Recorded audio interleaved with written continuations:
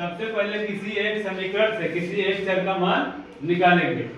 तो मान लिया जाए समीकरण एक हमको कमजोर दिख रहा है, जो समीकरण हमको इसमें से कमजोर दिखे उसको पहले ले लीजिए।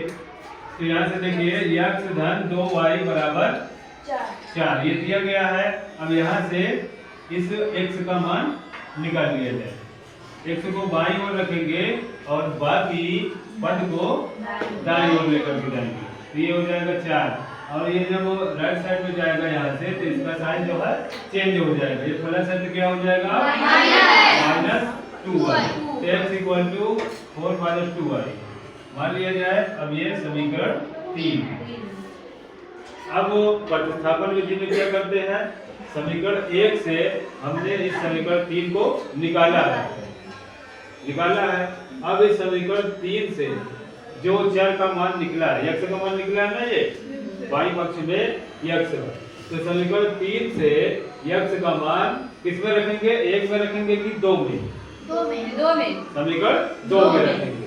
ऐसा नहीं करेंगे कि जहां से x का मान निकाले हैं वही दोबारा रख दिया जाए, वहां नहीं रखेंगे। समीकरण 1 से निकाले हैं तो 2 में रखेंगे। समीकरण 2 से अगर से कोई चर का मान निकालेंगे तब फिर 1 में ले जाकर के रखेंगे। तो चलिए 1 से हमने निकाला था तो कहाँ पे रख देंगे, 2 में। तो x बराबर 4 ऋण 2y समीकरण 2 में प्रतिस्थापित करने पर, क्या करने पर,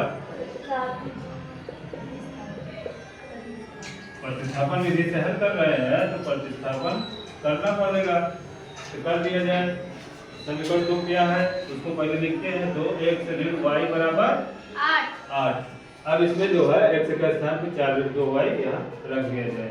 तो ये 2 और x के स्थान पे 4 ऋण 2y, 4 ऋण 2y ऋण y बराबर 8। अब इसको आगे हल कर दिया जाए। तो 2 ब्रैकेट खोलेंगे, 2 × 4 = 2 8 हो जाएगा यहाँ से, और 2 दूनी 4 ऋण 4 y, और ये क्या हो जाएगा, ऋण y बराबर 8। तो 8 ऋण 5y हो जाएगा बराबर 8। ऋण 4y ऋण 1y, तो ऋण 5y हो जाएगा। अब ये ऋण 5y इधर बाएं पक्ष में रखिए। अब इसको किधर लेकर के जाएंगे, 8 ऋण 8 हो जाएगा। तो ऋण 5y बराबर 0 हो जाएगा, ये घट जाएगा। तो y बराबर 0 बटे ऋण 5, तो ये बराबर 0। तो y का मान कितना आ गया, 0। अब y का मान कहाँ पे रख दिया जाएगा, समीकरण 3 में रख दो, चाहे 1 में रख दो, चाहे 2 में, अब किसी भी समीकरण में रख सकते हैं। ये y का मान आ गया 0। तो y बराबर 0 समीकरण 3 में रखने पर, समीकरण 3 में सबसे आसानी होगी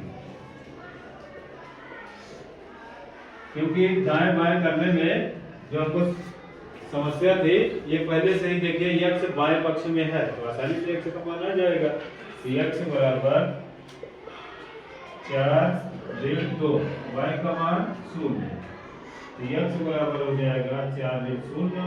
तो x का मान कितना हो गया, 4 हो गया। अब x और y का मान कितना कितना आ गया, x बराबर 4 y बराबर 0। तो ये इस समीकरण का हल हुआ। तो किसी एक समीकरण में मान रख करके देखिए, समीकरण 1 में मान लिया हमने मान रख दिया x धन 2y बराबर 4